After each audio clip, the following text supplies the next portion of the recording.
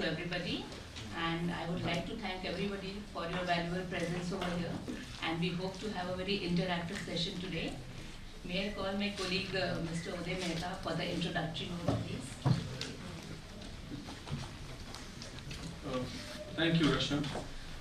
So good evening to all of you. It's a pleasure to see all of you here for this important event.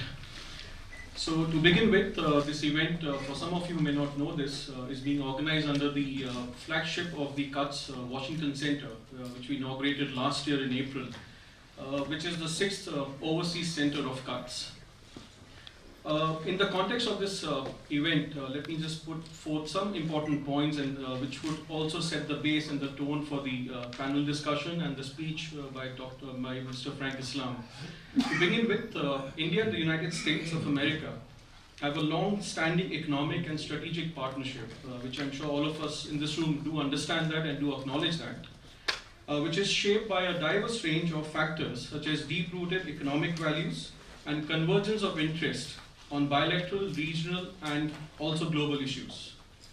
Let me focus on few figures just for the benefit of this discussion, which will also allow us to ascertain whether the magical figure of USD $500 billion, which is the target and which is also the focus of today's event, whether it is achievable or not in this context. Between the year 2000 and 2017, the total trade in goods and services between India and the United States increased from USD $19.1 billion to USD $126.2 billion, more than six-fold increase with a compound annual growth rate of 11.75%. However, in order to increase our bilateral trade more than fourfold, that is the target which is USD $500 billion by 2025, the rate of growth has to be close to approximately 18.78%. So we are currently at 11.75%, but the target is 18.78%. It's not impossible, but it is challenging in its own ways. In order to achieve this target, we have to make sure that we address few critical issues. First, USA's suspension of GSP benefits to India, which is worth USD close to 70 million a year, does hurt both the economies. This is because a large volume of American imports from India under the GSP scheme boosts the competitiveness of American manufacturers. Let me also touch a little bit more on the trade deficit between India and the US, which largely remains always an irritant in its own ways. According to a CUTS research conducted last year, the US trade deficit with India was not as large as it appeared. In 2016, in terms of goods trade, the US trade deficit with India was close to USD $22 billion, which is mere 2.7% of the total US trade deficit, which stands at close to USD 798 billion with the world that year.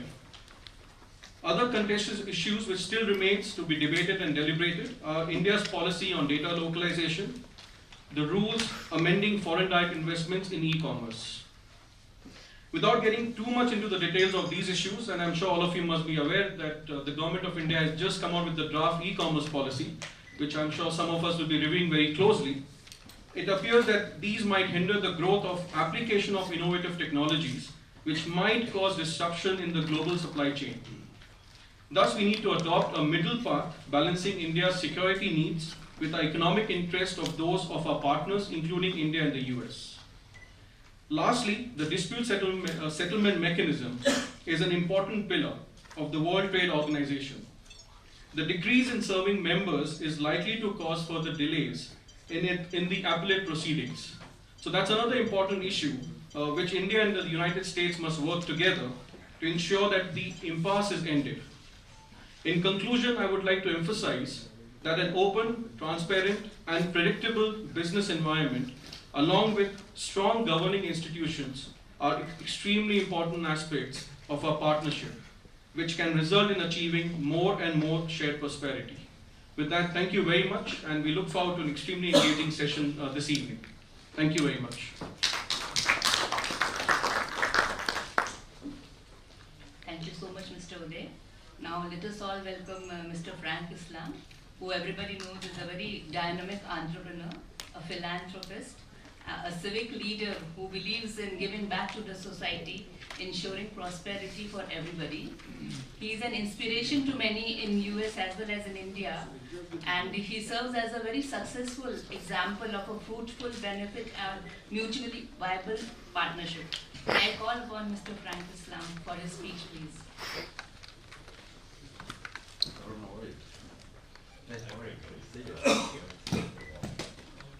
How do I go there? Okay.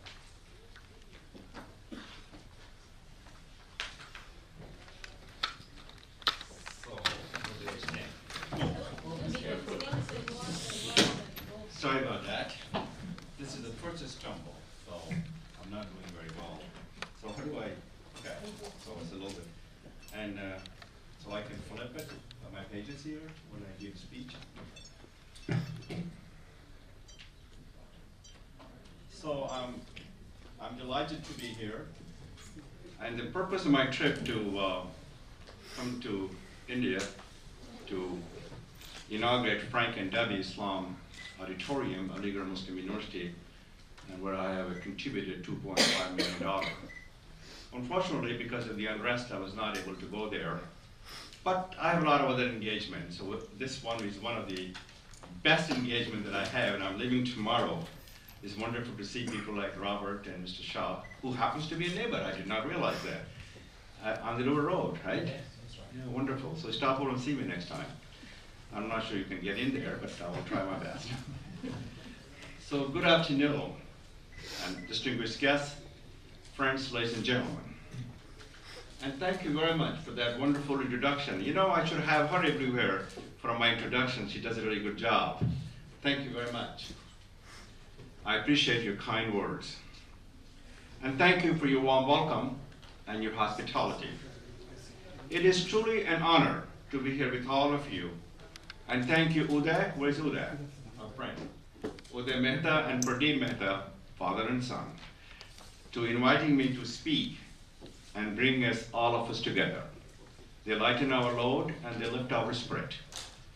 They are true inspiration to all of us. They inspire all of us to do well, but to do good.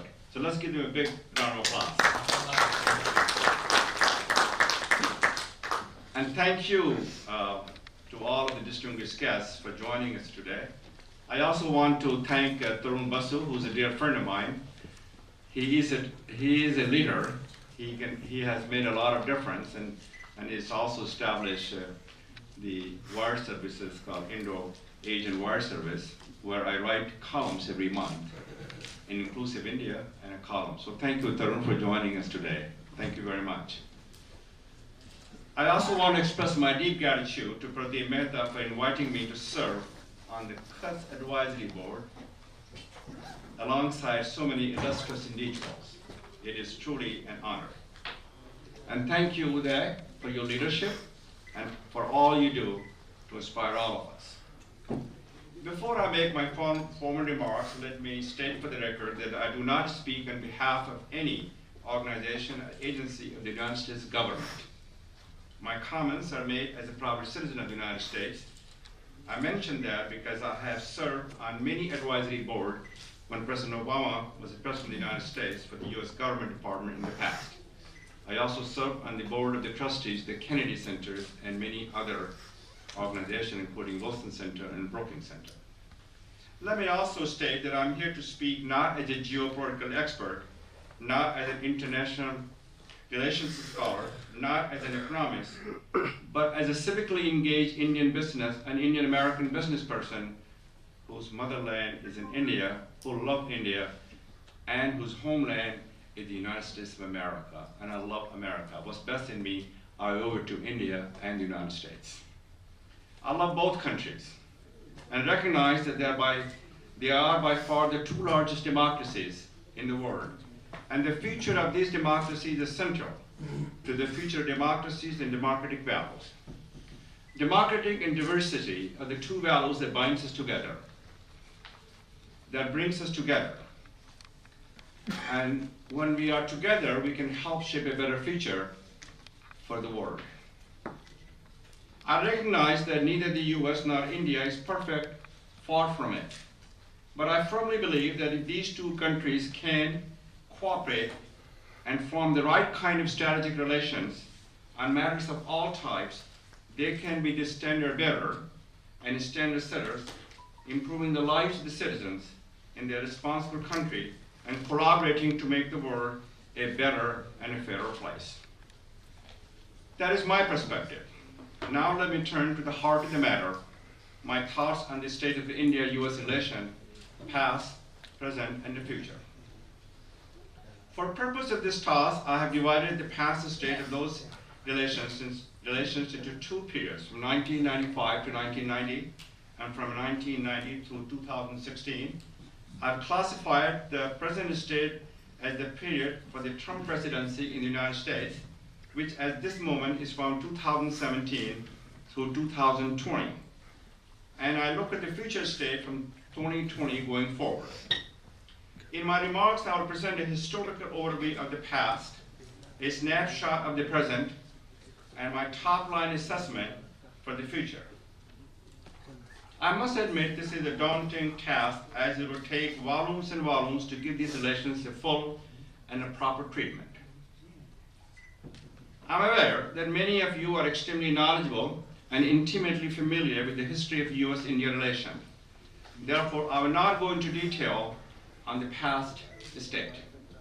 Indeed, I will highlight some important historical issues and background and concentrate the bulk of my attention on the present and the future states.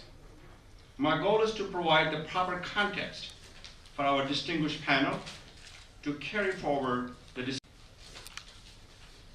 So that said, let me begin by examining the years from 1947 to 1990. I have labeled that period the fledgling relationship between India and the United States. When India became independent in 1947, shortly after the World War II, the US-led bloc of democratic nations and the USSR-led communist bloc were vying for influence globally. India's first Prime Minister, Jawaharlal Nehru, chose to pursue an independent foreign policy from a group of nations called the Non-Aligned Movement. New Delhi called itself a non-aligned nation that in reality tilted towards Moscow. Because of this, India and the United States were essentially indifferent to each other. There was cooperation in several fields such as higher education and agriculture, but relations were not great politically. The ties reached their lowest during the 1970s. This was primarily due to three issues. Number one, the first issue was the India-Pakistan war over Bangladesh liberation, with India supporting Bangladesh and US supporting Pakistan. The second issue that resulted in the escalation of tension between India and the United States with India's detonation of nuclear bombs in 1974. The third issue was the growing economic nationalism in India throughout the 1970s, which saw the nationalization of some sectors of the economy and forcing American companies such as Coca-Cola and IBM to close their India operations. The late 1970s brought the Soviet invasion and occupation of Afghanistan to make South Asia a theater in the Cold War. This increased America's financial and military support to Pakistan. After the turbulent 1970s, relations between India and the US were very quiet throughout 1980s. Let me now turn the period from 1990 to 2016, which I had labeled the strengthening relationship between India and the United States. As you all know, relations between the two countries have improved dramatically since the 1990s. There are many factors that have driven that improvement. I want to highlight three: the end of Cold War, the liberalization of India's economy, and the growing influence of the Indian American diaspora community in the United States. I will analyze each of these factors briefly. Number one, the end of Cold War meant that the New Delhi has to build a better relationship with Washington, and it began doing so.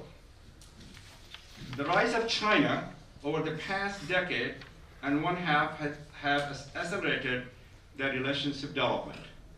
And the US-India Civil Nuclear Agreement constructed during the Bush administration and the tenures of Prime Minister Vajpayee and Prime Minister Singh signal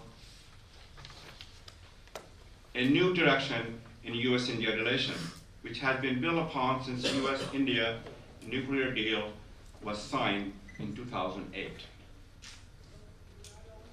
The second part, the Indian economy was liberalized in 1991 in response to an acute financial crisis. Because of that liberalization, American businesses flocked to India. Those businesses have used their economic, political, and financial might to improve the US relations with India.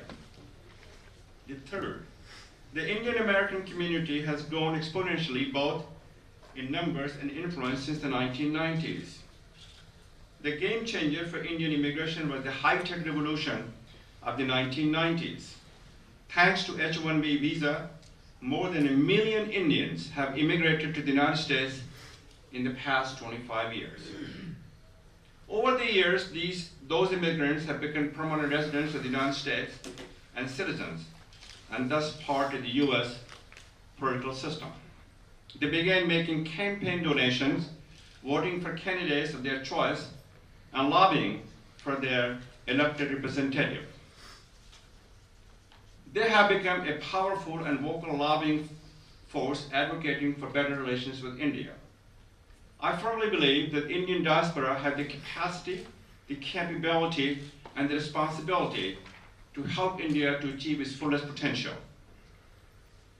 Those are the three factors that contributed substantially to the strengthening of India and the United States relations between 1990 to the end of 2016.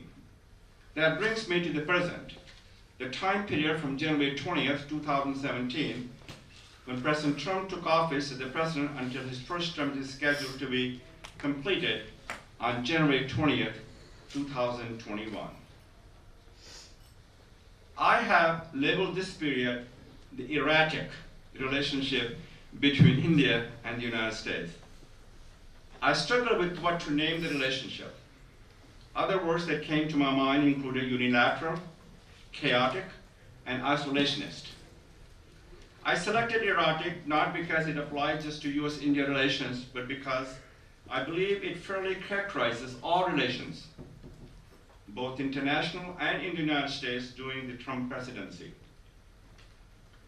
Nothing is for certain. Everything is dependent on the mood and understanding of President Trump. There's no art to the deal. It's all about getting it your way and winning. Collaboration and compromise under this administration are dirty words. Even though there have been much progress and considerable strengthening of India-US relations for the past decade, there were still several serious issues on which the United States and India had their differences when Trump became the president of the United States. India's relations with Iran, which is an enemy of America, is one such issue. Similarly, US-Pakistan relations are seen with the skepticism in India. Though the United States has been tough on Pakistan since the 9/11, New Delhi thinks Washington can and should do more to fight terrorism. India has also been unhappy over the US restriction on H-1B visas, which has affected Indian IT companies doing business in the United States. Under the Trump administration, life has become even tougher for these firms. The slow pace of the economic reform in India continues to frustrate American businesses. Robert? A lot was expected from the Prime Minister Modi, but he has failed to live up to the expectation so far, much to the disappointment of American businesses. He has not replicated the success he has had in Gujarat at the national level. I'm not here to complain or criticize the Prime Minister Modi. He is a very strong, savvy, and smart man. He is committed to strengthen and broaden and deepen India's engagement with the United States of America.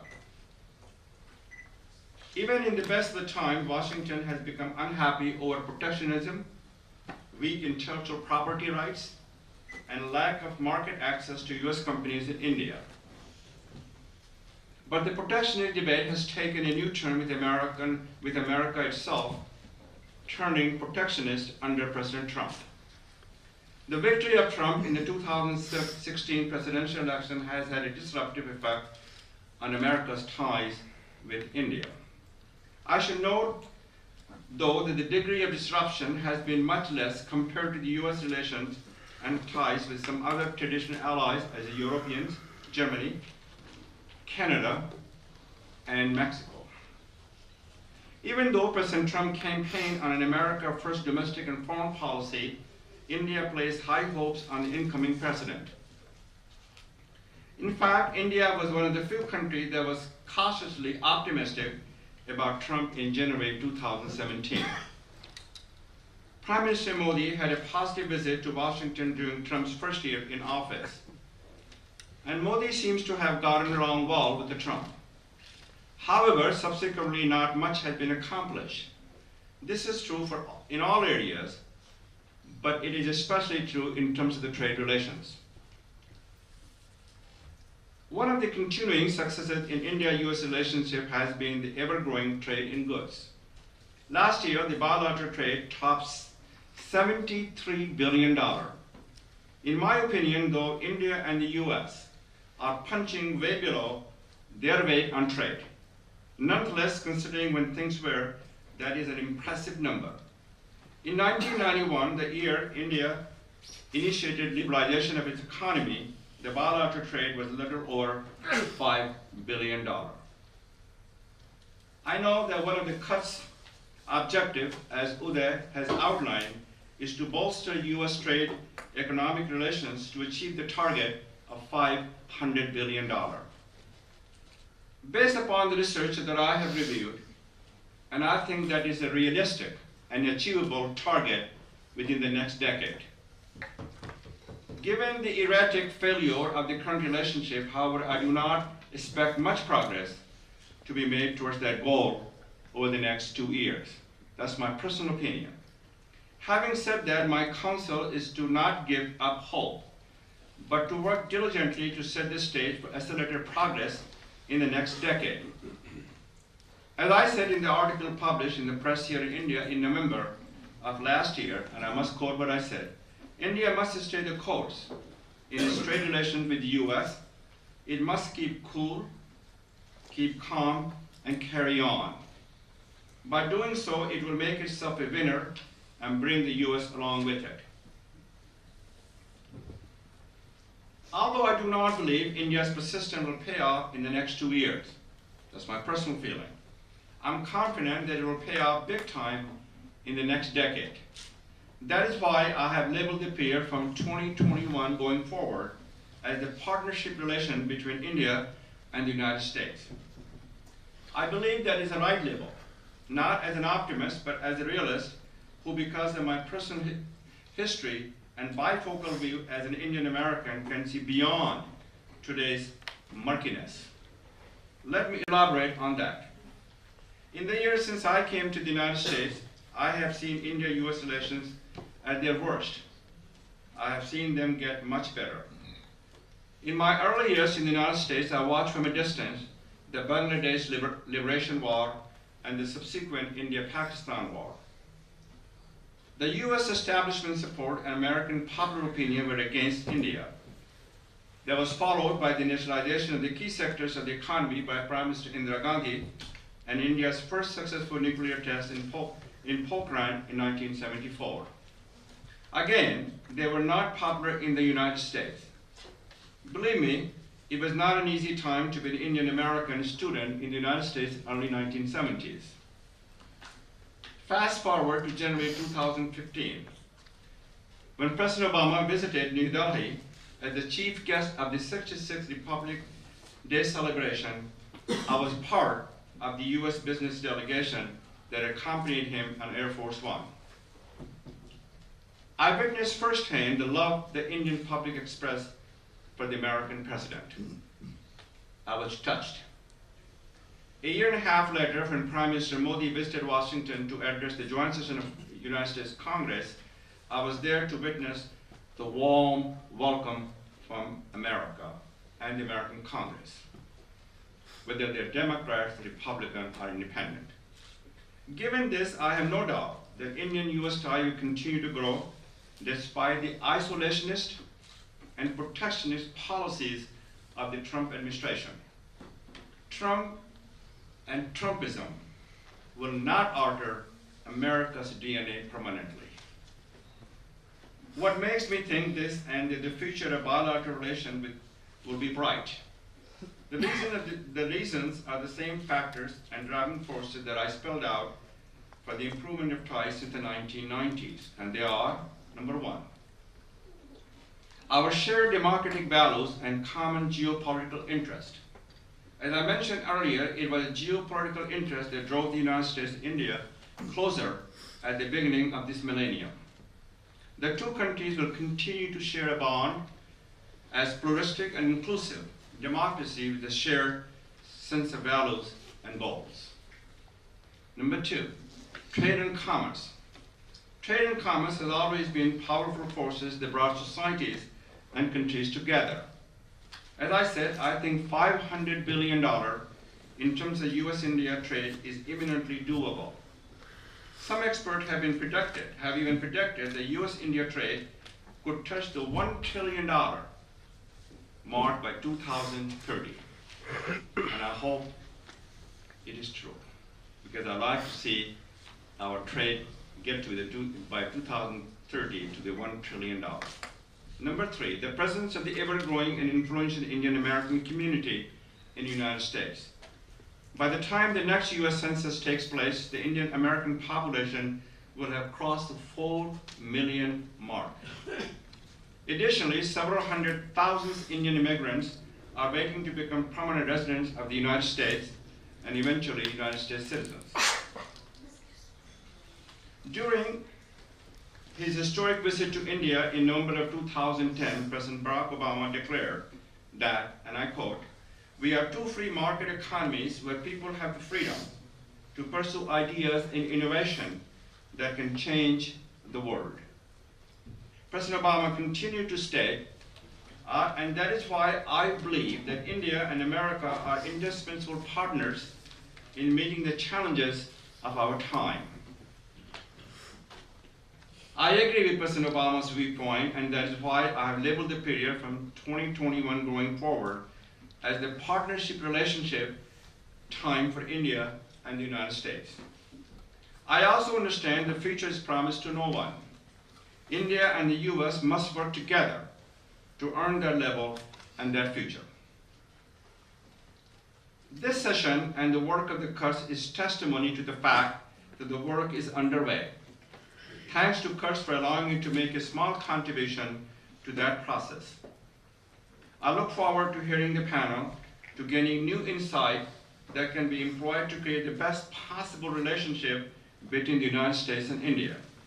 After that, I look forward to working with all of you in the future to construct an agenda for achieving that relationship. In closing, thanks for listening to me and letting me share my thoughts with you. God bless you, God bless India, and God bless the United States of America.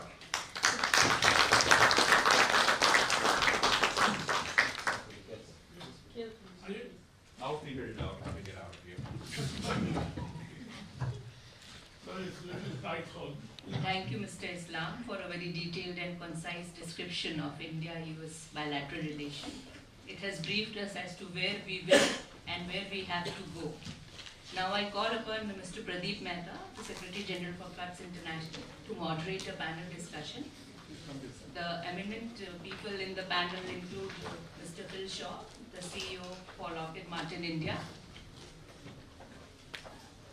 Ms. Ambika Sharma, Managing Director India for US-India Business Council, Mr. Robert Gavrik, Minister Council for Economic Affairs, Environment, Science and Technology from US Embassy, New Delhi. Over to you, Mr. Mehta, please. Thank you.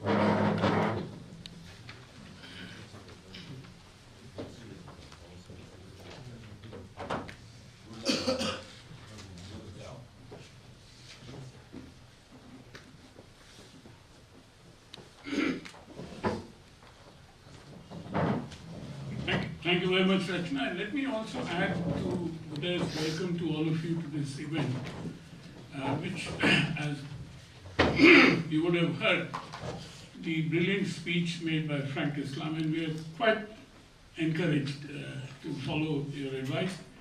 And I personally feel that your speech can be a very good reading material for students of US-India relationship. The way you summarized it, particularly in the modern day of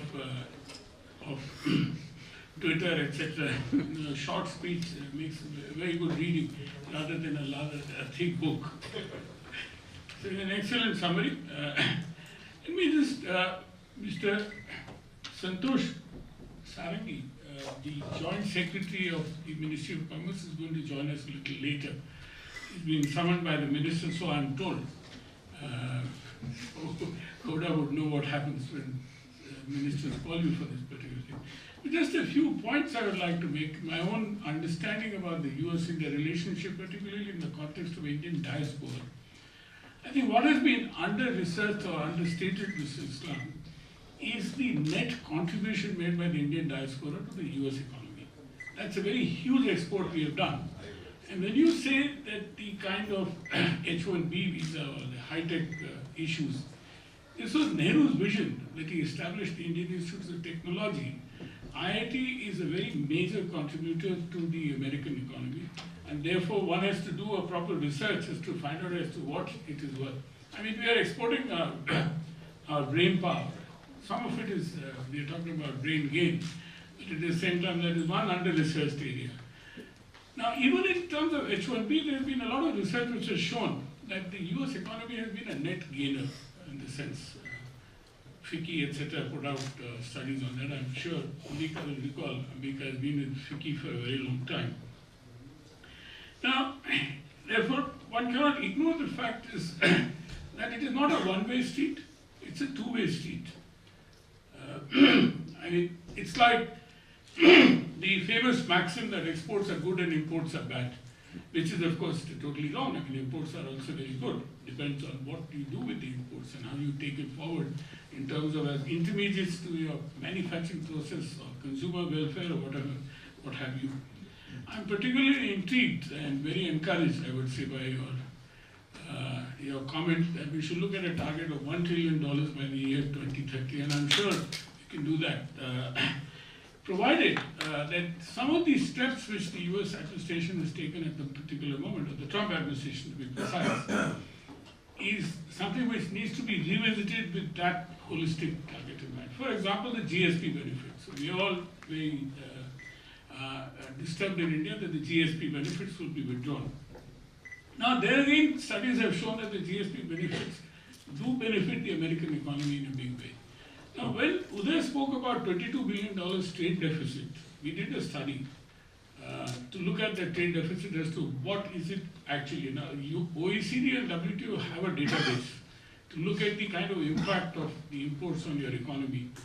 And we found it's a little complex economic issue, but we found that the actual deficit is only around $3 billion. If you look at the value added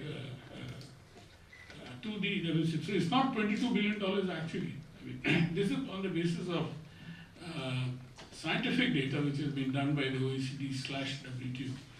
Now, what I thought was, these are some important things which need to be publicized. We've done papers on that, which has been published also, but they need to be publicized. And trade deficit by itself is not bad. In India, it has a trade deficit with China in a big way. And we continue to have a trade deficit with China, but do we stop trading? This goes to the larger political point in the sense that Government of India policy where there is a national consensus is to keep equidistant to all. We are not going to send our army to go and fight any kind of war.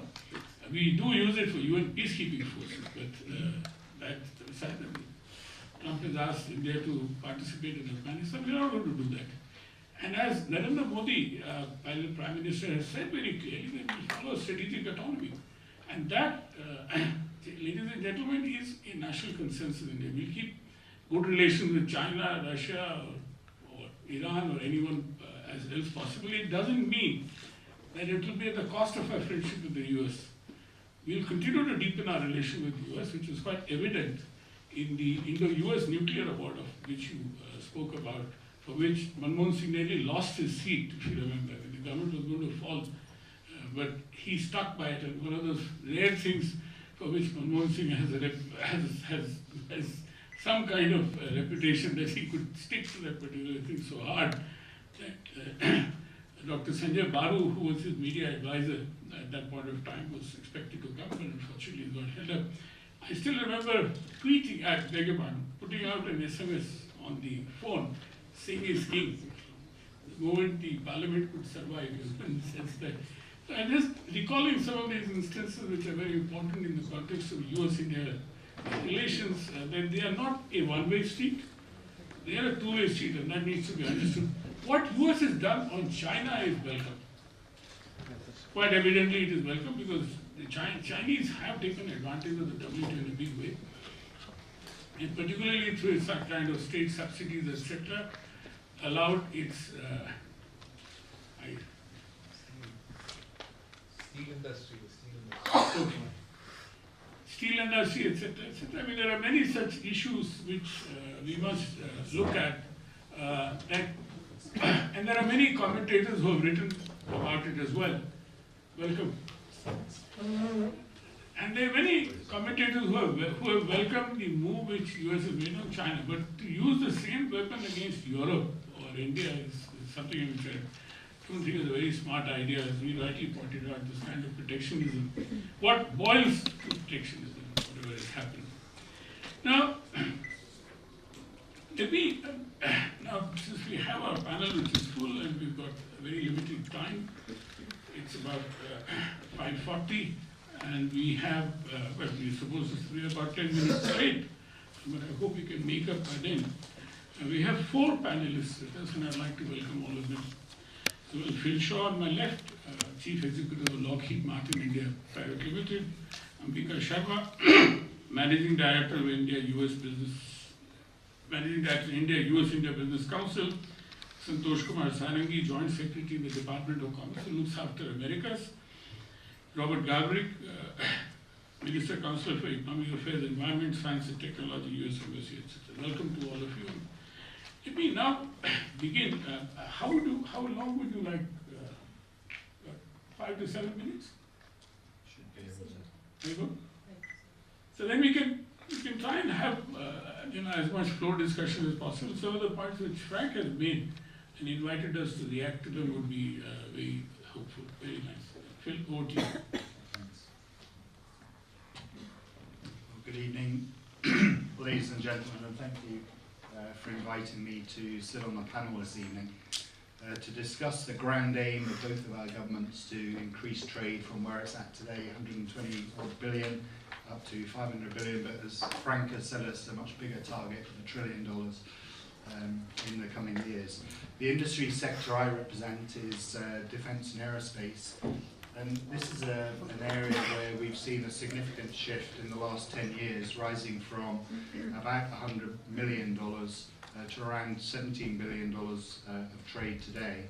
And I think there are promising signs, as Mr. Islam pointed out in his talk, of this trend continuing as both of our countries deepen their defence and security relationship. Both countries share mutual security concerns and interests, and the support for the relationship appears to be bipartisan, as was also pointed out in both countries. So there's no reason to believe that the relationship won't develop further in terms of military-to-military linkages, as well as industry-to-industry collaboration in future years. Possessing the largest defence corporations globally, the USA presents Indian industry with a unique opportunity to become integrated into the largest supply base for defence equipment in the world. Some of the initiatives, such as the Defence Technology and Trade Initiative, are attempting to forge greater levels of collaboration between our industries. This programme is looking at opportunities to co-produce and co-develop capabilities for both of our armed forces. With a focus on Make in India, there's a drive towards developing India's defence industrial base in both the public and private sectors. Companies such as mine took a decision around a decade ago to partner with a local Indian firm and co-produce some of our products. We team with Tata Advanced Systems in Hyderabad to manufacture aerostructures, and as a result have a mature decade-long partnership that supplies S-92 helicopter cabins and C-130J tail empennages to our global supply chain. We announced the delivery of our 100th C-130J tail empennage from Hyderabad last week. In addition, over the last 10 years, we've managed to indigenize the majority of components that are assembled in Hyderabad. At the beginning of our operation, many of the components had to be imported as there was no obvious source for them in the country. However, that situation has changed, and as the capabilities of local industry became better known to us, and from further investments that we and our partner have made, we've enabled the bulk of components to be made here locally. Further, we've been able to add additional work, such as the announcement to manufacture fighter wings in our plant in Hyderabad. Work is underway today to transition that work to India. Despite some of the initial infrastructure issues we faced, all of our products from Hyderabad have arrived on time and on budget and are of a high quality. While we were the first US defense company to take this step, several others have more recently followed in our footsteps to benefit from the skilled workforce that we've developed over the years. Consequently, what started as a couple of factories in the middle of fields is now growing into a community of industry and residential units with all that comes along with that. I highlight these examples because I believe it demonstrates in a relatively small scale what can be done between our two industries should we proceed to work on much larger projects and platforms in the future. So how do we move this relationship forward and develop our trade links still further? Obviously, there is a drive by the government of India to develop its own industry through Make in India, to provide a greater degree of self-reliance for the support of defence equipment. Equally, there is a drive by the USA to sustain and grow its manufacturing capabilities. Many countries around the world have similar demands, and where we've partnered with countries in the past and industries in the past, our experience is that both countries' industries benefit from collaborative programs, and so there is no real conflict. The benefit to Indian industry presented by collaboration with the USA, as I said before, is that we have the benefit of providing access to the largest defence and aerospace supply chains in the world. And so while each individual country's defence procurements tend to be lumpy or episodic, being able to join a much larger supply base tends to offer a more sustainable model on which to build a stronger defence and aerospace capability. Another area where I believe we can add value, which will lead to an increase in trade, will be to collaborate more on research and development in defence and aerospace. One programme that we as a company have been engaged with in India is the India Innovation and Growth Programme in partnership with the Department of Science and Technology, and more recently Tata Trust joined the team.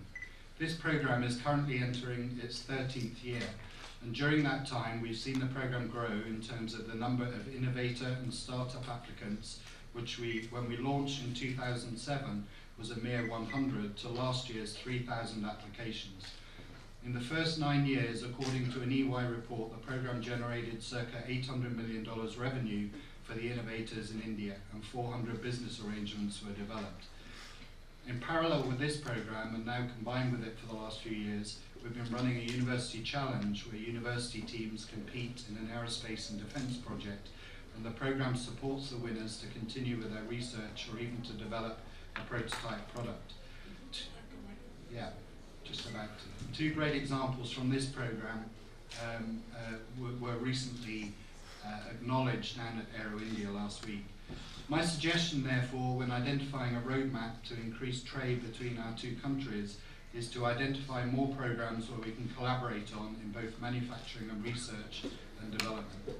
Co-production and co-development models present an ideal opportunity to increase trade in both directions, while aligning or increasing our alignment on defence and security technologies. Thank you.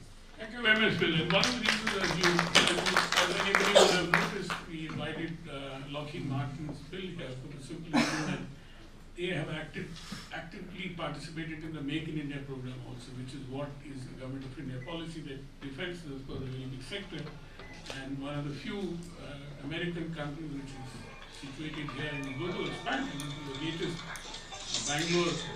Can you put all your mobiles on silent or switch it off? Thank you. is that they have now launched a new model F-21, which they said they will produce in India, and India can become a big exporter of this particular aircraft. So we think it is very important for economy as well. Ambika, over to you. Thank you. Yeah, good. Thank you. Thank you so much, Mr. Mehta, my fellow panelist on the dais, Mr. Islam, Uday.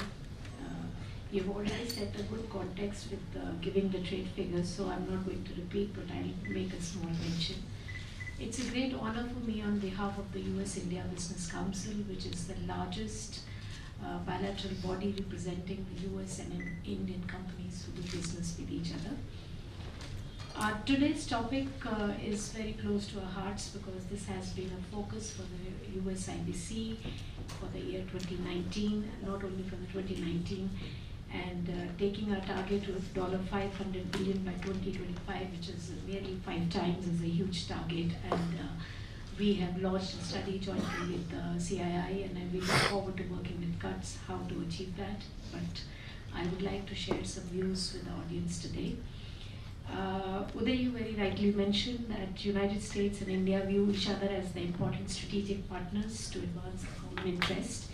And currently our trade has reached $126 billion. And total export growth rate, which is 15.5% in 2017, is more than triple from the average export growth rate of 4.8%, achieved over the 5 years, while total imports have also risen by 7.4%, increasing from the average import growth rate of 5.2%. So we are on the growth trajectory. Trade relationship between India and US, as rightly been put it by Sir you in your inaugural speech, is very consequential for not only for India but for the United States, because we hold this trade figures and our global trade is of great importance. Phil, you talked about the defense, and defense sales are very significant in bilateral trade. While defense trade does not add up to the overall trade figures, our two nations have signed defense contracts worth more than $15 billion since 2008, up to $500 million as it is available. So it's very, very significant part. We are all aware that bilateral trade frictions that impede the trajectory of trade growth exist on numerous fronts. Some brief mentions have been made by my previous speakers. Issues have been touched upon which relate to trade imbalance, tariff issues, the GSP regime, and the IPR regime concerns. There have been concerns on the access of each other's markets, especially concerns from India too, on movement of professionals which hinder the growth of the service sector, market access in agriculture, localization, trade barriers and regulatory issues. From the US IBC, we would like looking at all these issues and a huge potential which exists and the target which we have set, I would suggest a 5-point agenda in terms of a working strategy as a working paper. We must look at first identifying tariffs on products on both sides that hurt trade and find bilateral solutions to resolve the tariff issues. We must identify barriers to services export on both sides and create platforms which boost trade in services.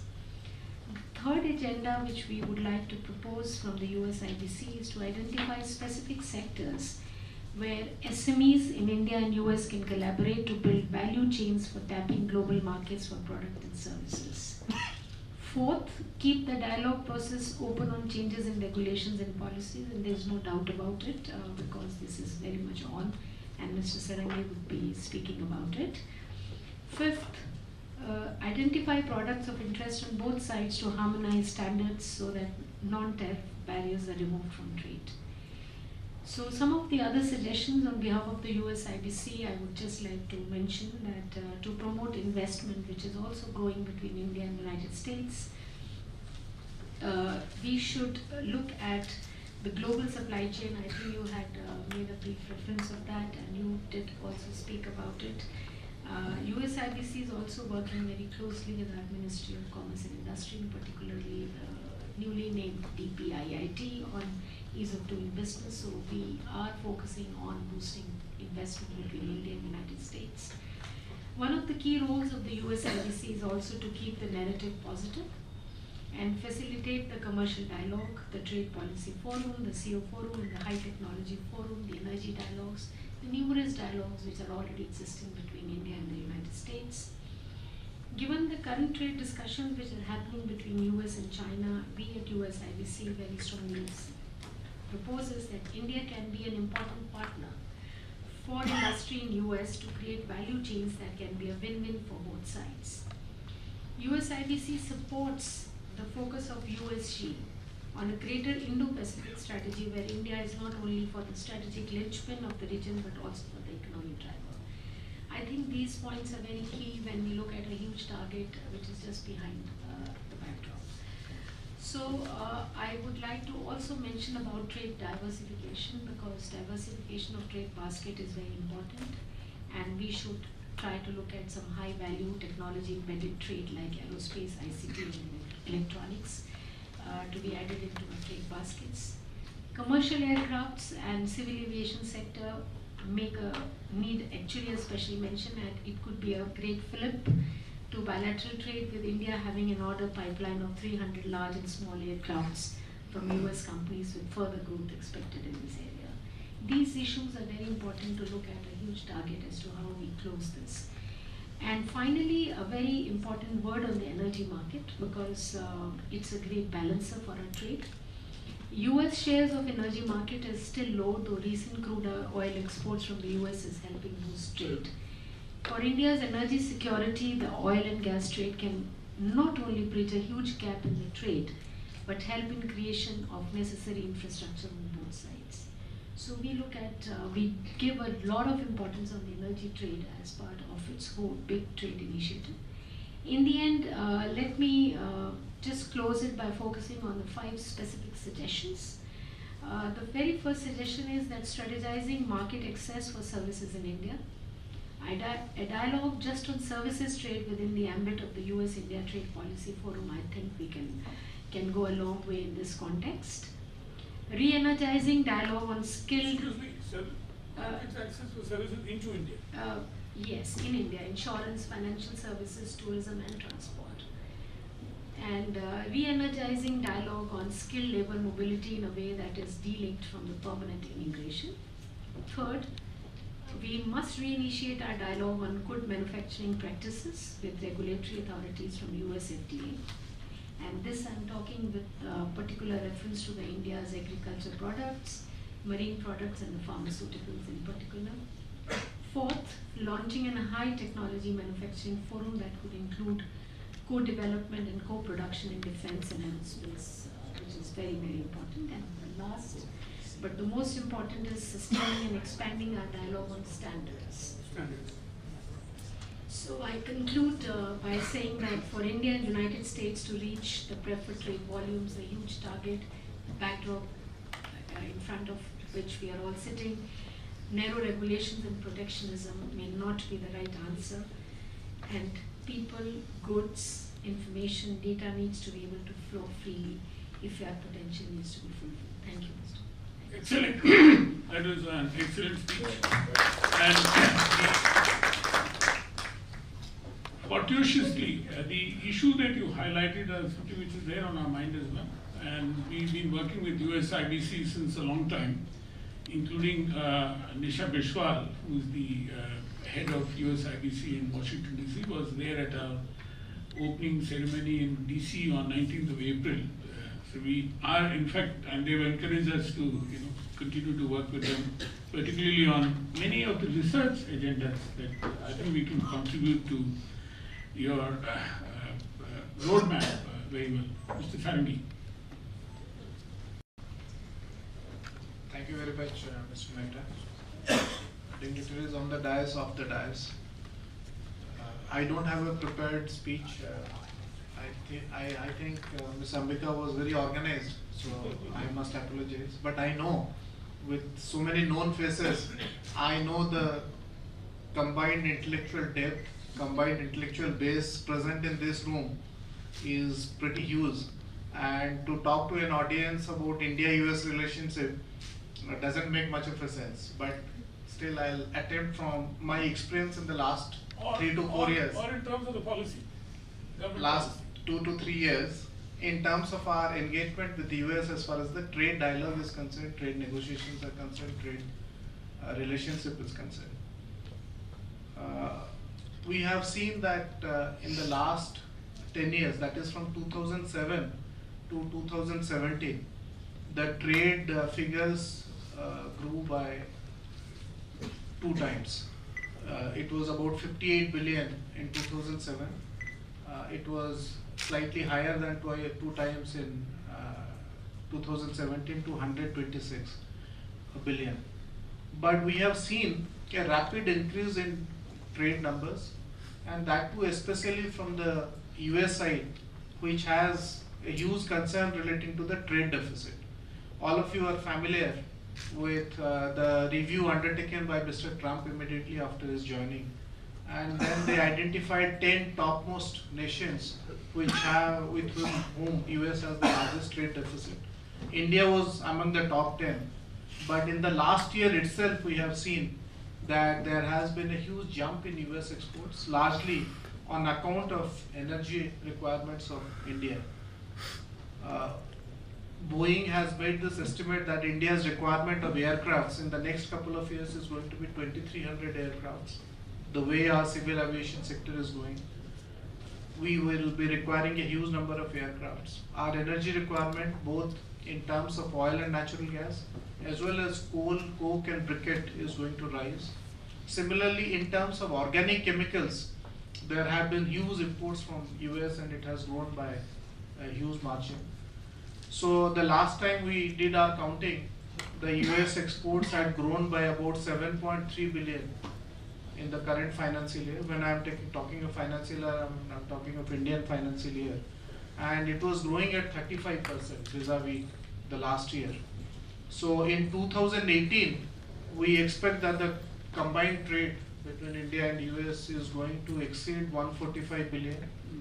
The final figures are yet to come from the USTR's side, but our estimation, by taking into account the DGCI's database that we maintain, is likely to exceed 145 billion.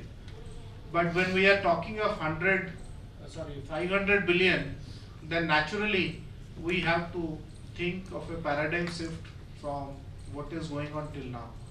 And I think the solution lies in the kind of initiative that both Mr. Phil Shaw and Ms. Ambika talked about. When he talked about DTTI, probably that is where a lot of solution remains to increase bilateral trade. And I think the increase in bilateral trade is not going to come only through a channel of import and export, but through a channel of bilateral investment, bilateral collaboration, and bilateral cooperation on many technology issues. There are a lot of complementarities in these areas. Our minister, Mr. Suresh Prabhu, keeps telling that India's growth, if it continues to happen at 7.5% and above, is actually in US's interest, because at this kind of a growth rate, the demand from India for different kind of consumer items, demand for energy requirements, the demand for defense goods is only going to increase. So he keeps saying that if India grows at this pace, then within a couple of years, the trade deficit that US is complaining about, India is going to complain about that in a few years. So that time is probably not very far if we keep growing at 7.5%. As far as the areas in which such growth can happen, one is obviously in the defense segment. The other areas are what Ms. Ambika pointed out in SME collaboration. There is a huge prospect. Recently the commercial dialogue was held and we had the CEO forum where the big top honchos on both sides met. But there is no platform for SMEs for further interaction and collaboration. We are trying to stitch together a mechanism through which we can join the SMEs on both sides. In this connection, the trade winds that US is organizing, the Department of Commerce in US is organizing in May in India, is a very welcome proposition, and we hope that that will provide the initial stepping stone for SMEs on both sides to collaborate and interact much closely in future. Then in technology exports, US has a huge advantage, and in our country we have the kind of talent pool, we have the kind of enterprise and startups who can actually, with a little bit of support, with a little bit of handholding, can complement these high-tech exports from US. Similarly, in areas like robotics, artificial intelligence, there is a huge scope for collaboration between the technical institutions on both sides and leveraging the manpower, the talent pool which is available on both sides. So these are the kind of things that we will have to look at in future. I know that on strategic and defense cooperation, our relationship is very good, especially in the backdrop of Mr. Trump's tweet, where he had mentioned that India is going to do something big in Pakistan. So he obviously had an inkling of what is happening, and that happened today morning. So on the strategic front, on the defense front, the cooperation is pretty strong. On the trade front, we have, the relationship is like the kind of a couple who will have occasional disputes, but have decided to live together and grow together. So we have decided to grow together. Our trade numbers have been growing. Bilateral trade has been improving. Our investment is increasing. There are occasional disputes relating to GSP eligibility review. There are disputes relating to market access for a few products here and there. But I'm sure that the dialogue that Ms. Sharma was discussing, we will find out a mechanism of resolving these kind of disputes and find out a mechanism to grow together and improve our bilateral trade as well as investment. Thank you very much for giving me the opportunity. I will be happy to receive any kind of comment, suggestion or questions in future. Thanks. Thank you. Thank you very much, Mr. Sanghi, for again a very good tour de force, I would say. And adding to whatever Ambika spoke about, extremely helpful. And particularly, I think the point which you made about what our minister has been saying, that the kind of growth which is happening in India will end up in reversing the trade deficit with US. So I don't think the US administration should be worried about it at all, but look at it in a more positive way. That is the point, which is what I made before you came as well. Rob, over to you. Well, thank you, and good afternoon to everyone. Thank you for Cuts for organizing this and putting this group together today. It's very good to see Pradeep Mehta and Uday and Vipul Chatterjee and others here. And congratulations, by the way, for the opening of your Cuts International Center in Washington, D.C. I know that that's up and running now and doing quite well. And I'm glad to be here on the panel with representatives of U.S. business, the U.S.-India Business Council, and also my colleagues from the Ministry of Commerce. Welcome to Frank Islam. Good to see you. And Frank, I listened to your speech, so I was left a little bit confused. So maybe sometime we can meet privately and you can tell me exactly what you think about President Trump and his agenda.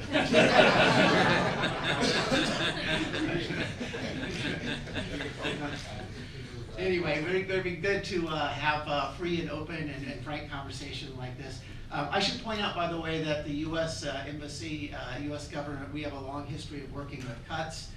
Most recently, we worked together on a regional connectivity conference. It was in November in New Delhi. That was about the Indo-Pacific region and India's connections to it. We see this as a very important area for work. There's a lot more to do, and we look forward to that.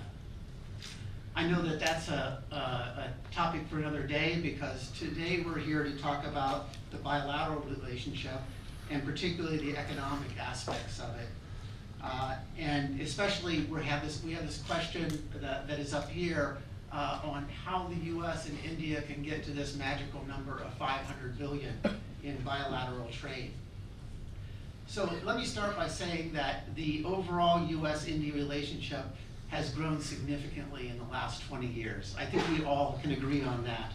In areas such as defense, education, health, people-to-people ties, energy, trade, we've come a really long way.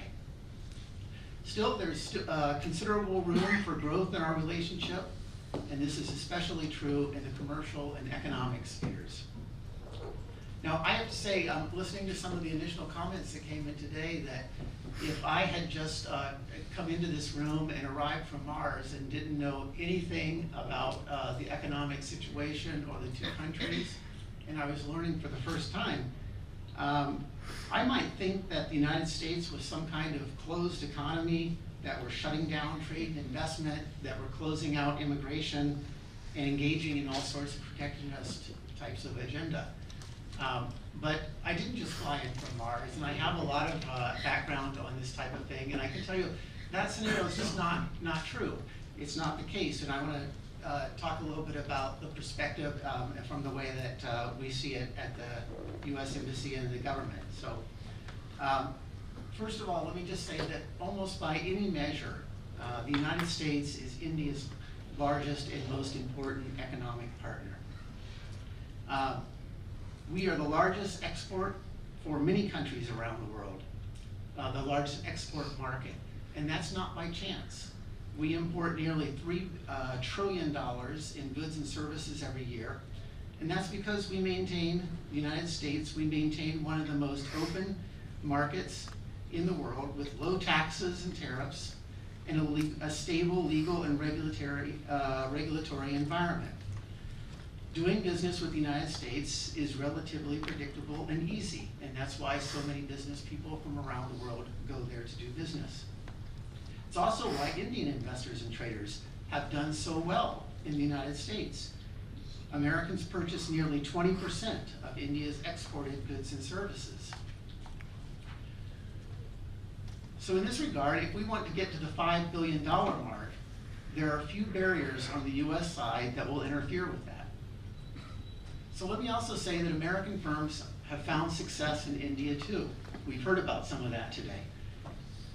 We've heard a number of the numbers on bilateral trade and how it's doubled over the last decade.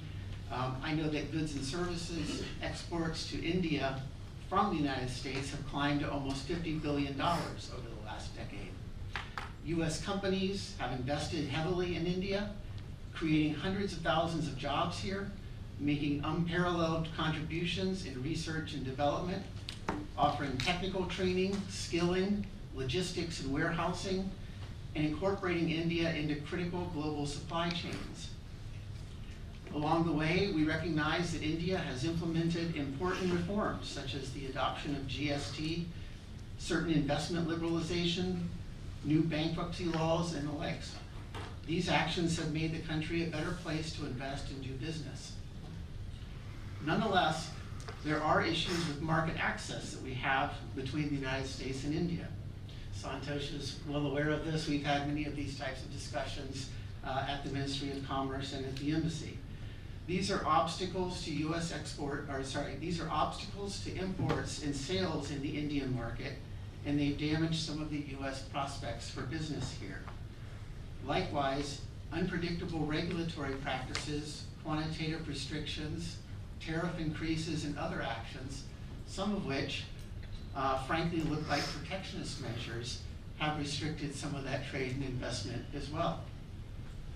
Right now, we are concerned that a series of new measures, particularly in regard to data localization and e-commerce policy, will hurt Indian businesses as well as our own, deter foreign investment, and stifle innovation, entrepreneurship, and economic growth here. President Trump and Prime Minister Modi agreed at the White House in June 2017 that the two countries should undertake a comprehensive review of trade relations with the goal of increasing market access in areas such as agriculture, information technology, and manufactured goods and services. That's been our goal, and we'll continue to pursue that agenda. Since there was some discussion of the deficit, since 2007, the U.S. trade deficit with India has nearly tripled, from about $10 billion to $27 billion. I'll stand by those figures because they come from the U.S. and India customs data and the authorities. I do acknowledge that recent Indian purchases of oil, gas, and aircraft, among other things, have helped stem the increase in the trade deficit and even have narrowed it. Still, we're underperforming our potential on trade. Given the sizes of the US and Indian economies and the strong rates of growth on both sides, we can do much better. We have to if we're going to get to this $500 billion mark. Let me say just a few words about investment. It has a huge impact on trade.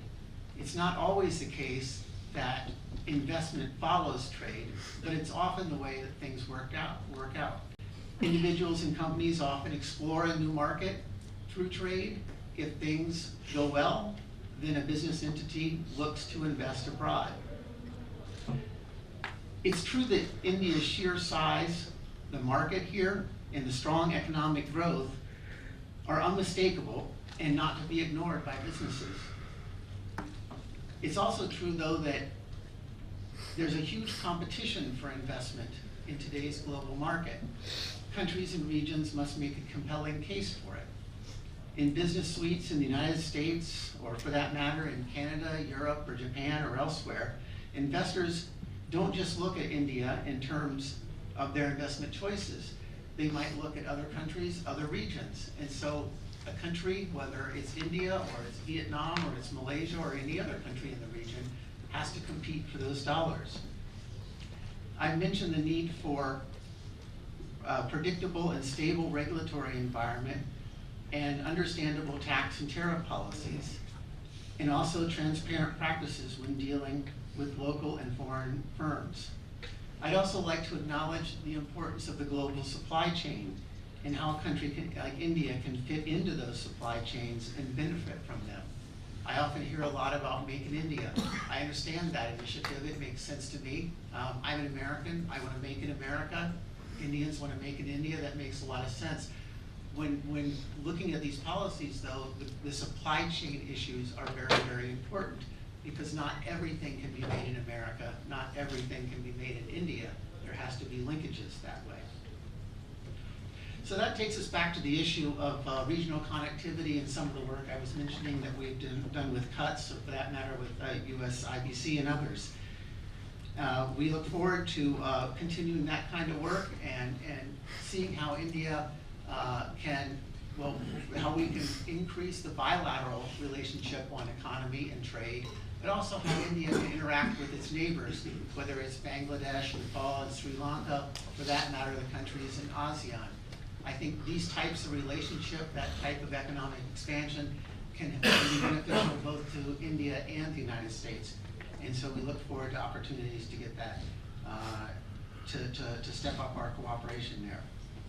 So I can wrap up by saying that I think that we've been on the right track. There's a lot of progress that's been made, but we still have some distance to go.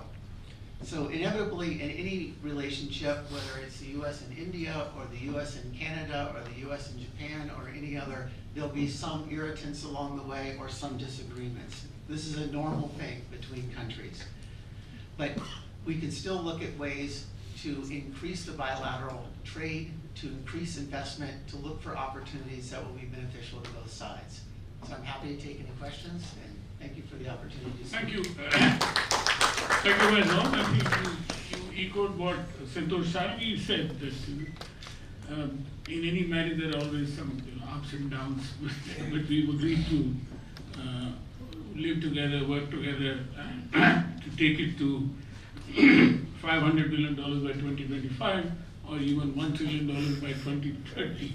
I think Frank has given us a very big target to, but I think the higher the target, the better it is. I think some of the points that you made are very important. On data localization, even our stand is a little different than what the government of India's stand is, and I think it is a little too premature to do that. The Justice Sri Krishna committee, which was set up, has drafted a bill which talks about 3 different stages of how you can manage data rather than to RBI then jumped into the fray and said, look, I mean, one of the very simple things which comes to our mind when we talk in terms of data localization, the government thinks that all data is only going to be, collected by Indian e-commerce companies. What about foreign e-commerce companies? What about import-export? Consumers are also importing. What about that data? You can't lay your hands on that. It reminds me of the fact is that this again goes back to India-US relations. When we entered the WTO,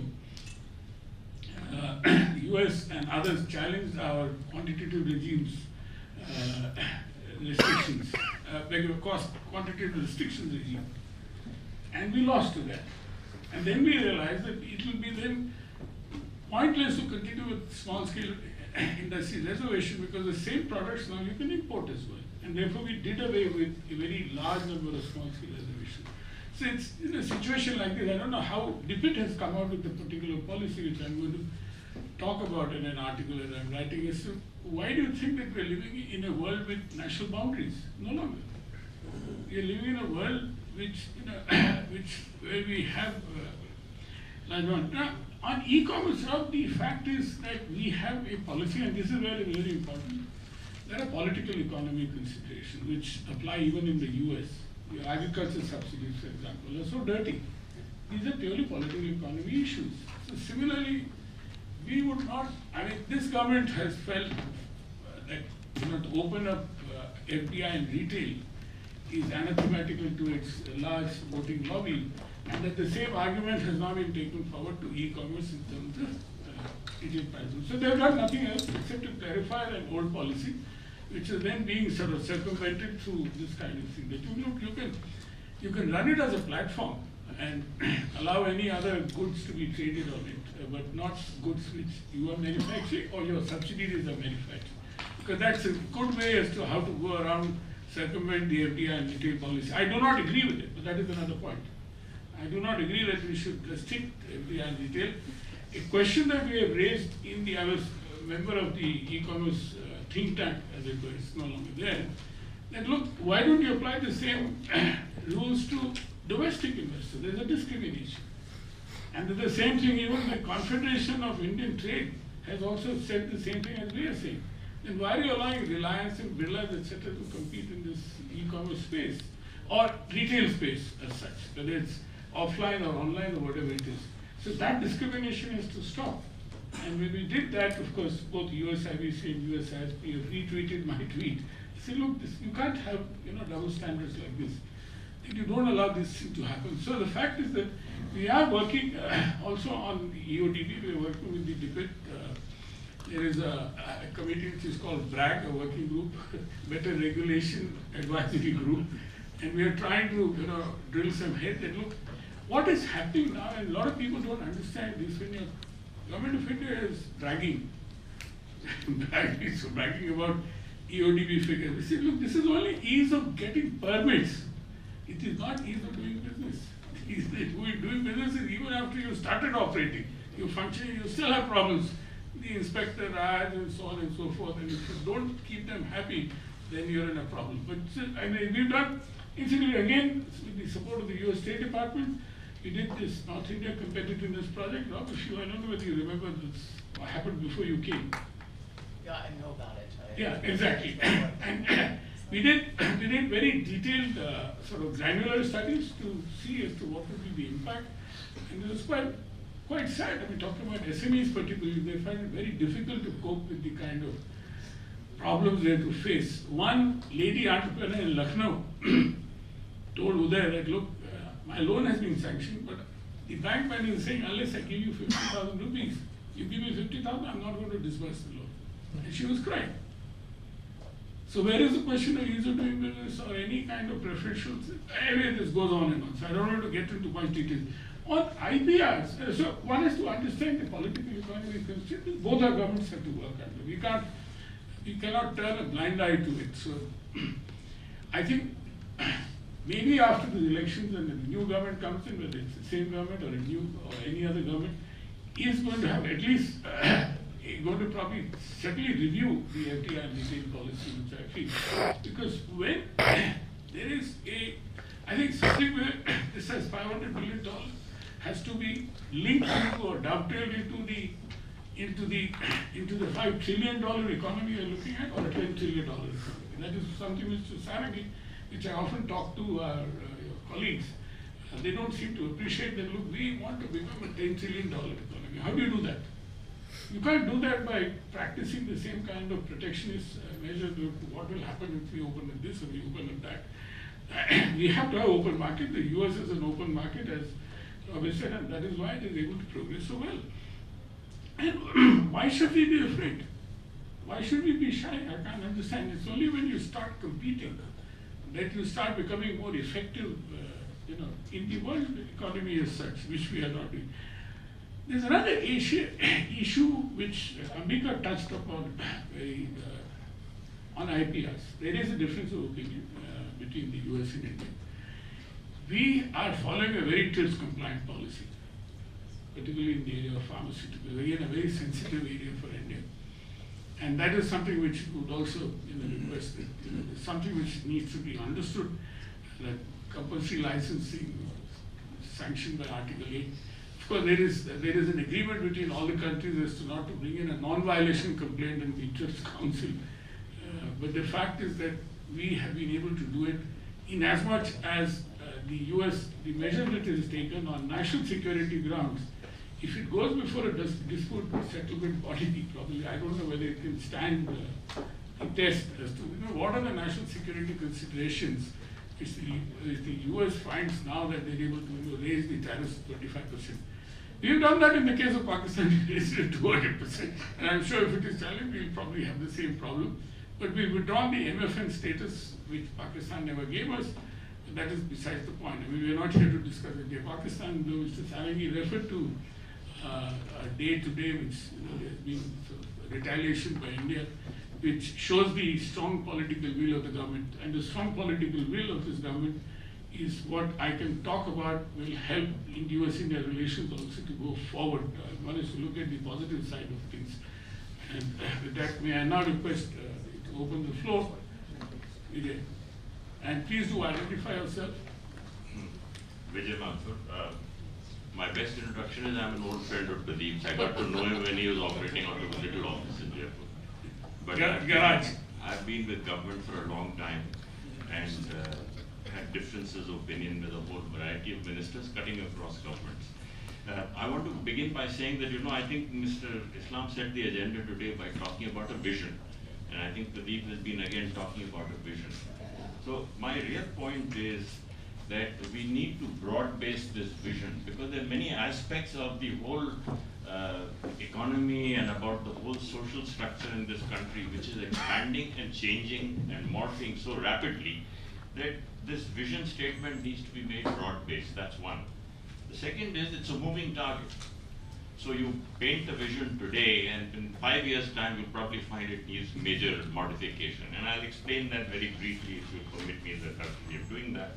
So what are we talking about? Until we can articulate what we want in the public domain and make the public aware of the implications of whatever politicians are talking about, we're not going to change the political thought. And I can give you 2 examples that illustrate this because as I said, politicians in this country, very quickly, yes, politicians in this country are not really interested in the results of the economy or anything else. They pay lip service to it all the time. I mean, I've been on the dais with the civil aviation minister who was asked something about Indian Airlines, and he turned around very scrutiny. He said, I'm the minister for civil aviation. I'm not the minister for Indian Airlines. So talk to them. Which is correct. That's a good thing. No, hang on. This is the public statement. The CMD of Indian Airlines and myself and the minister are walking off the stage, and he turned to the CMD and he said, I believe you're going to introduce a new menu and you're bringing in new uniforms. I want to see them in my office too. So much for being Minister for Civil Aviation. Thank you. Short point I'm trying to make is we need to change the paradigm of communication to the larger thing. The hopeful thing, the best thing for us is that our janta, if I may say so, the average man, is far more interested, far more connected, and he will tie into this. And as he ties into this, that and that alone is going to change the political thought process. That's what we need to focus on. Thank you. No, thank you very much. No. Deepak Maheshwari, I work with Annexe, which is a cybersecurity company headquartered in the US. In fact, 1/4 of our employee base is in India, in different. So 2 points quickly. One, in things like cybersecurity, we do need, let's say, the information about what's going wrong in any part of the world, so that we can provide much better solutions to our customers and users all over the world. That's one thing. Second thing, as Ambika, you mentioned, of course, this 500 billion trade, but I still recall in June 2012, in the US Chamber of Commerce, then chairman of the US-India Business Council had also mentioned the 500 billion bilateral trade as an aspirational figure for 2020. So I think what's happening is we are seeing this 500 billion as a constant figure, but at the same time it's a moving target in terms of the time scale.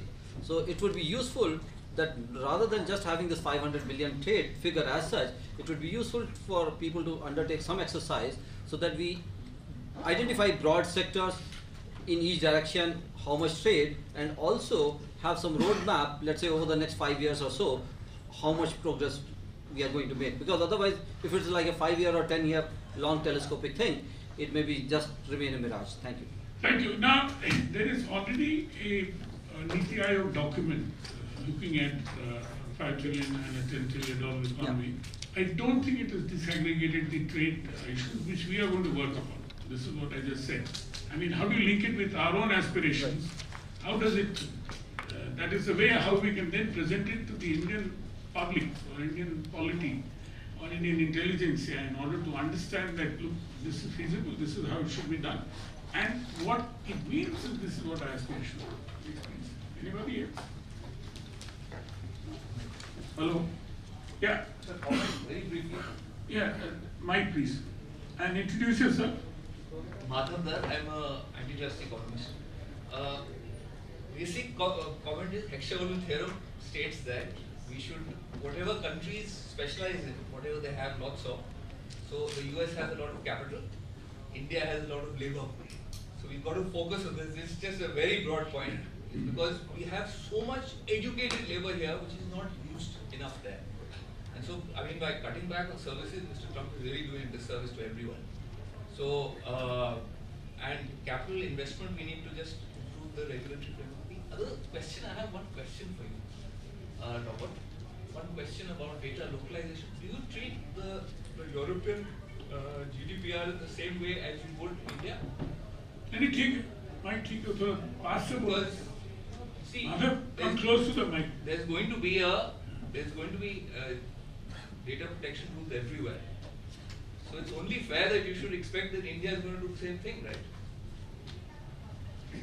Well, let me comment on that a little bit. First of all, we do have our issues with the Europeans on their policies on data. So there is a dialogue on that, and we've had some current concerns. From what I've seen so far in terms of the RBI, the bank's action in October, and some of the policies that are now being put forward in this new e-commerce policy that was rolled out over the weekend, go far beyond what the Europeans have done. So, look, I mean, here's my impression of it, and you can take what you want out of it. India has thrived in recent years because of its IT sector, because of US investment into that, because of Indian contributions in terms of manpower and smarts and entrepreneurship and the likes. Why in the world would India want to put restrictions on its IT sector and try to clamp down and stop data flows around the world? This is the sector that has done more for your economy than almost anything else. It doesn't make any sense. So think about this. What if the United States were to say tomorrow, no, we decided that we're going to localize all data. Any data that's created in the United States has to stay there. Bangalore would go out of business in a day. It would go out of business in a day. And so why would you do that in reverse? It doesn't make any sense. No, you're killing the goose that's laying the golden egg. It's not a smart policy. No, let me add to that. The fact is that the Indian IT sector flourished because of two factors. Silicon Valley was one. Of course, there were Indian entrepreneurs there. The second was that there was no government ministry responsible for IT. There was no government regulation. And thanks God for that. I mean, in the sense that it was very, very nascent at that time. Very nascent at that point of time. It wasn't a millstone. Actually, it wasn't a millstone, but anyway, can I, yeah, yes, please, Pranav. Yeah, very straightforward. I know you, but Yeah, Pranav Kumar from Confederation of Indian Industry. I head the Trade Policy Division. So my question is related to the roadmap which Deepak has mentioned, and this US dollar 500 billion is very attractive and ambitious target as well. So I heard all the four panelists and of course Mr. Frank Islam. What are going to be the key enablers? Basically, we had GSP, which is under threat. We had H1B, again under threat. From US side, there were issues regarding IPR and again on the data and e-commerce policy. We have been discussing, some debate has happened over India-US FTA also, which doesn't again look a reality in distance in near future. So if in the absence of any very concrete key enablers, how we are going to achieve this 500 billion target? well, that's a good point. Let me come back to Rob. Let me come. Can I take 2 more questions? Yeah. Anyone else? So I have one more comment to make. No, later. Let the others also take. Anybody else? No. Mr. Sarangi, you wanted to respond to Pranav? Yeah, I partly wanted to respond to this issue relating to data localization. All of you are familiar with Krishna Commission's report. Yeah.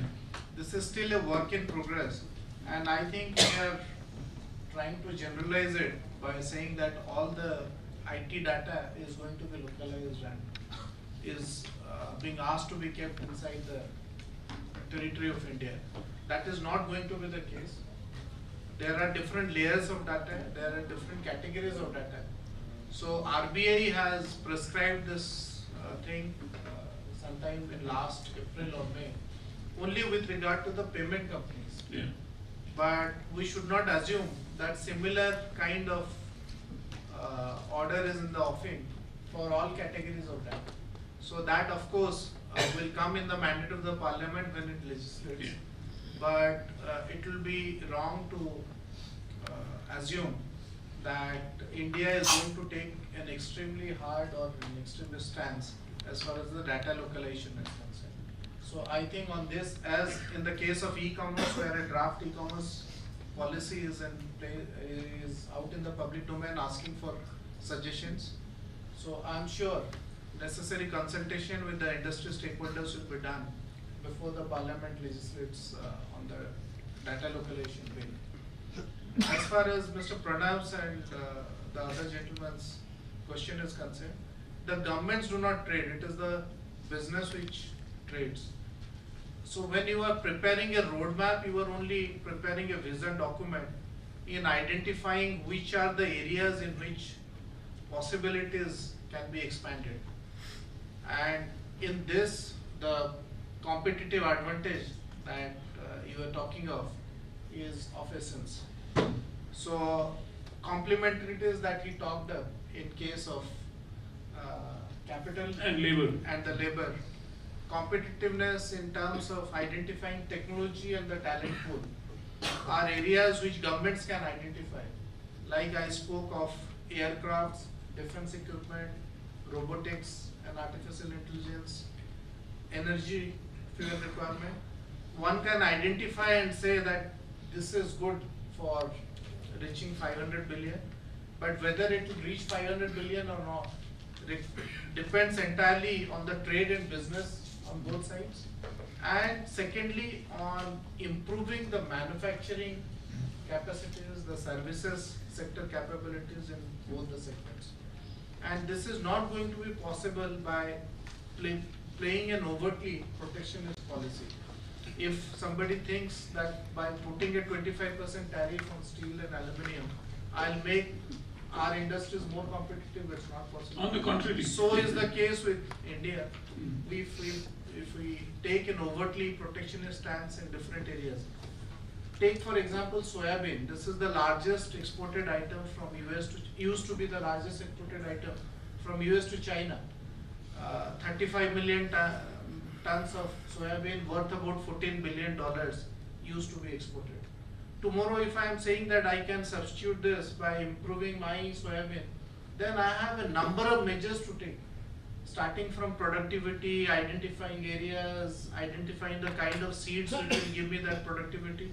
It's not going to happen overnight. It will take a whole lot of time. So, so the roadmap can identify areas, but on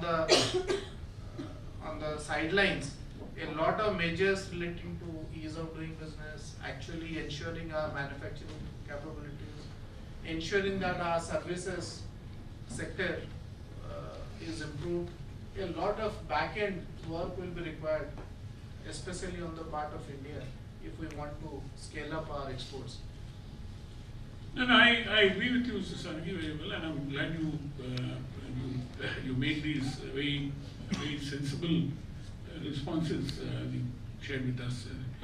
The fact is that business has to wake up and grab the opportunities, and as government or as think tanks or somebody, we can only identify the areas that we think can grow, including on the.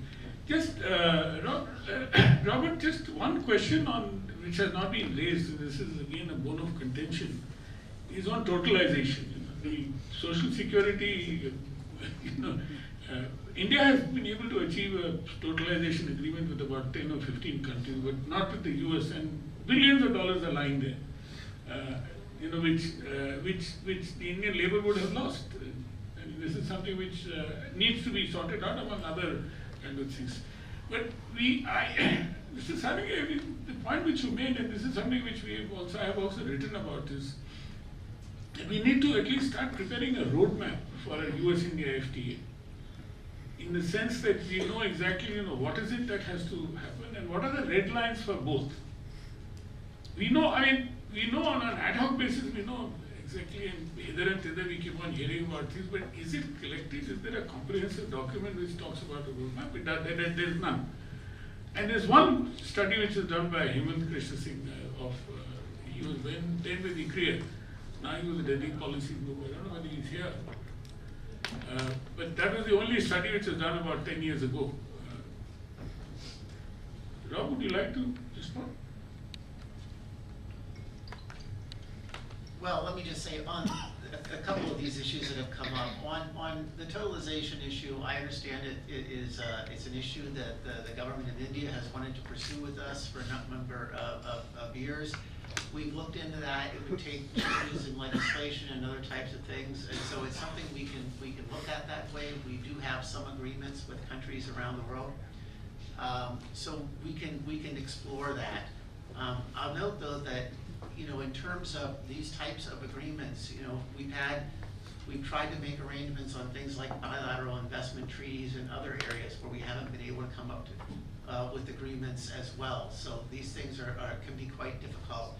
I know that when our new ambassador, well, he's not new anymore, but when our ambassador arrived about a year and a half ago in India, he gave a policy speech early on, and he floated the idea of what would it take for the U.S. and India to have a free trade agreement. And free trade agreements can cover all sorts of issues like these. We haven't gone down that path on a free trade agreement, but honestly on the Indian side there doesn't seem to be a lot of interest in pursuing that with the United States. We are pursuing other avenues of trade, narrower packages and things like this, but not a broader free trade agreement. So maybe someday that will be in the cards, but right now we haven't had those discussions. Thank you. Thank you very much. I know, I agree with you. I mean, this is the feeling that we've also got. Would be that, would it? Right. Just to extend this discussion on the roadmap, and I think one of the commonalities between India and the US is also the fact that we also have federal structure. And I think in this whole emphasis on cooperative federalism, the question is open to anybody to answer. How do you foresee the role of states coming in? And how can we ensure that the fact that the roadmap, which as and when it comes up and is being formulated, it's more of a bottom-up approach and not really a top-down approach. So that's one.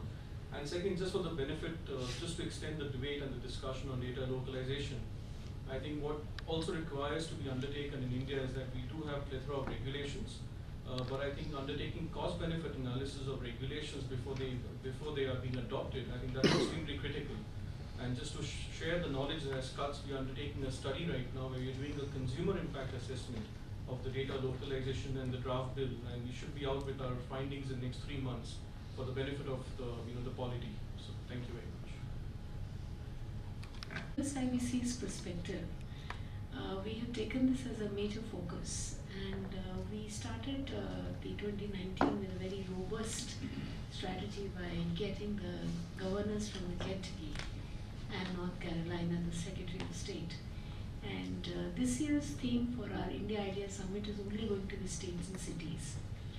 And when we talk about the seriousness in achieving this 500 billion trade target, in fact, we had a very detailed discussion and debate in the Prime Minister's presence almost 6 months back, and I'm very happy to share with you that keeping the irritants, the barriers aside, which you highlighted very well, we have already created a 10-sector roadmap and presented to the Prime Minister.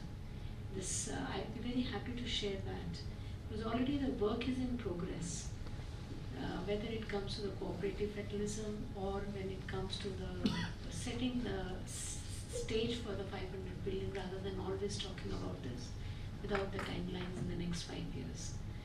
And I'm very hopeful that while these irritants we have been talking about, and my colleague, I would like to introduce my colleague Sandeep Samadar, who is already in the audience.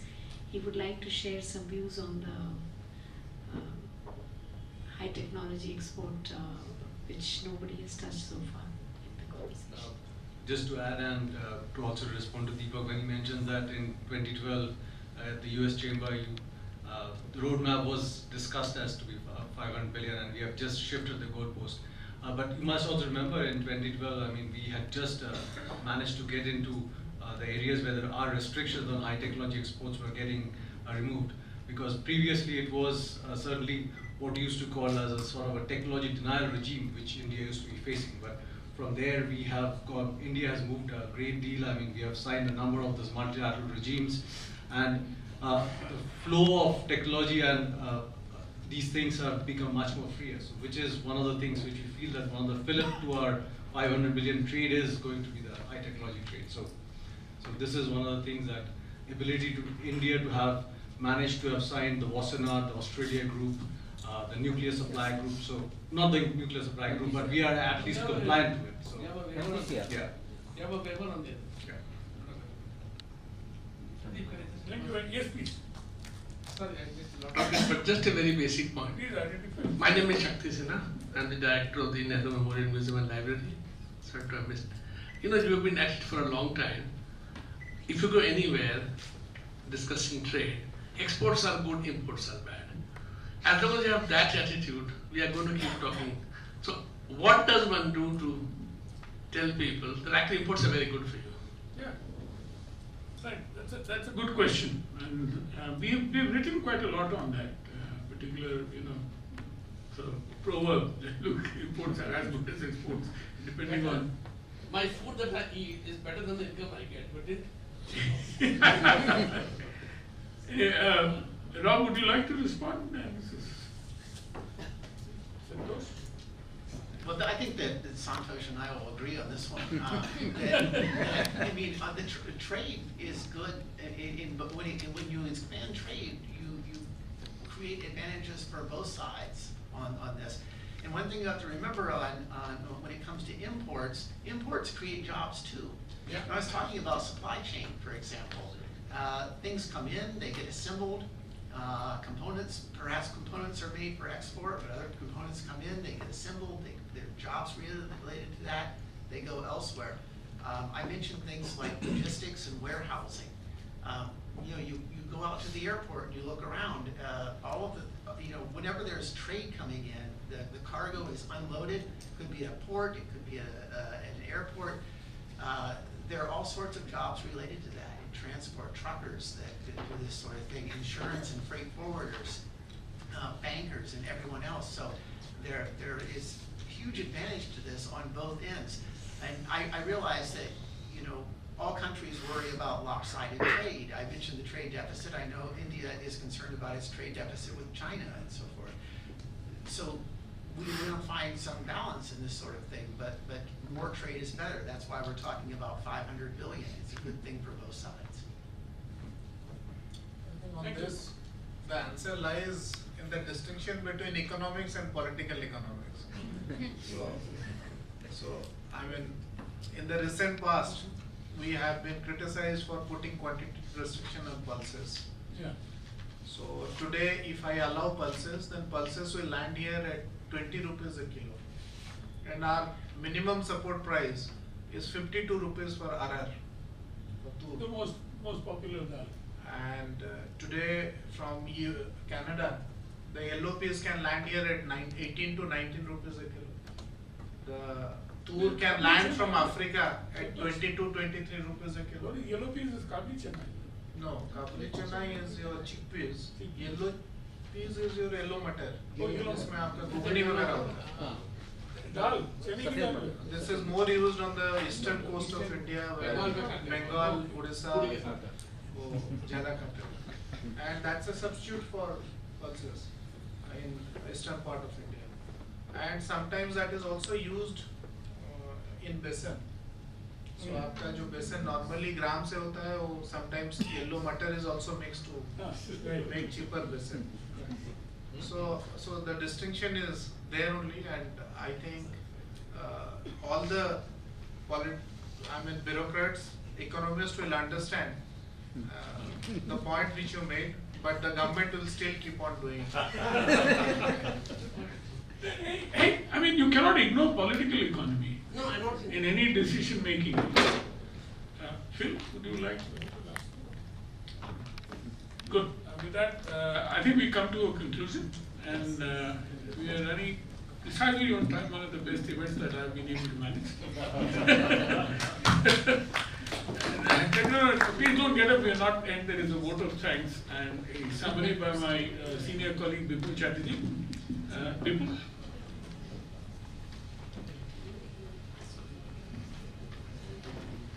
Thank you, Pradeep. Thank you, all the panelists. Of course, let me first begin by thanking Mr. Islam for your thought-provoking speech, which I have read a number of times. Anyway, my job is to conclude this session, and thanking all of you. I'm not going to go by what speakers have said, but let me, the number of data which has been said over this evening. So I'm not going into those details. All I would say that we're not going to achieve, if we go at this rate of growth of our bilateral trade, we are going to achieve about 300 billion by 2025, and it will take another 5 years or so. So by 2030, we are going to achieve 500 billion bilateral trade. Not 1 trillion. Not 1 trillion. So I'll come to that point. So the larger point is that if we take the business as usual approach, which unfortunately we are taking, then certainly we are not going to achieve this. We have to shift our workforce further, which is not good for these two largest democracies of this world, which is not good for our producers, which is not good for our consumers. So we have to go beyond this this business as usual approach, and we have to change the narrative. So I like the word paradigm shift, which I think Mr. Sarangi has spoken about, or I guess Rob has spoken about. So how are we going to do that? That's the larger question which we need to address. I think the roadmap which Ambika has outlined, I think that's one of the key pillars taken together, those 5 points, in taking an approach which is not business as usual, which can shift the paradigm of our bilateral trade.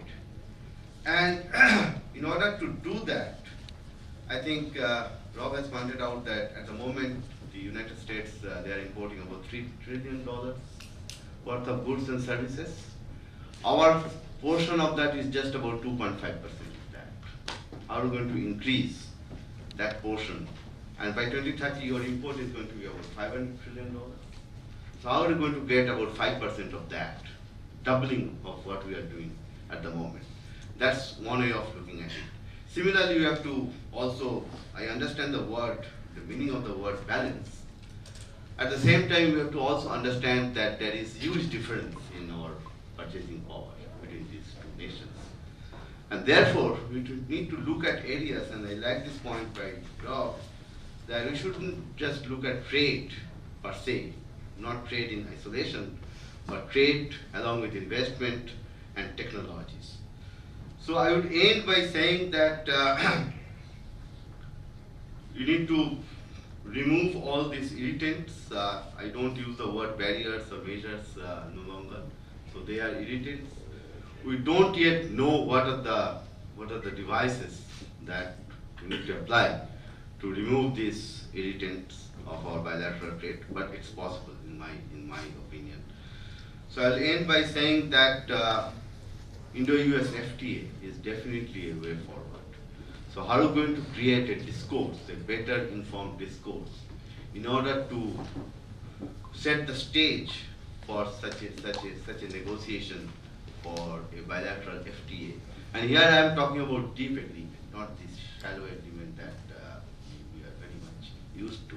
So by deep agreement, I mean a number of areas on which we are at the moment not very comfortable, like competition, like investment, like e-commerce and things like that. So we need to think beyond 2025, beyond 2030. We need to think about 2050, the 100th year of our independence, and see how we can avoid this middle income trap in which we are and become a high income economy. If not high, then at least mid to high income economy in terms of our per capita income and things like that. So I think technology transfer and investment, they are going to be the key, other than just bilateral trade in goods and services. If I look at the growth in services, I think that's much more than our growth in trade in goods. So technology and investment, so we look forward to more and more private sector engagement, American private sector engagement in India. And not just in India.